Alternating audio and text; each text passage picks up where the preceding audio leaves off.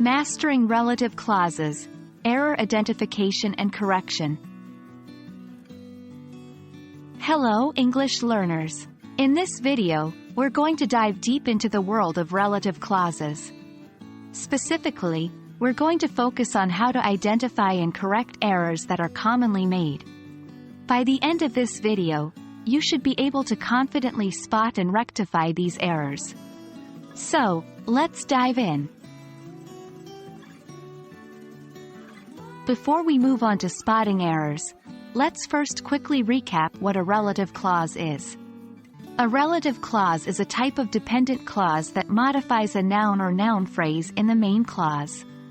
It is often introduced by relative pronouns like who, which, that, etc.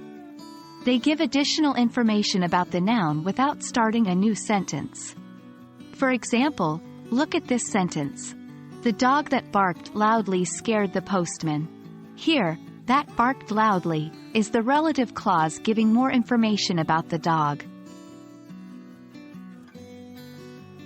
Now that we've refreshed our understanding of relative clauses, let's look at some common errors. Errors usually occur due to the misuse of relative pronouns, improper placement of the clause, or when the antecedent, the noun the clause is modifying, is unclear. For example, an incorrect sentence might be, "The woman which works in the library is my aunt." In this case, the relative pronoun, which, is incorrectly used instead of who.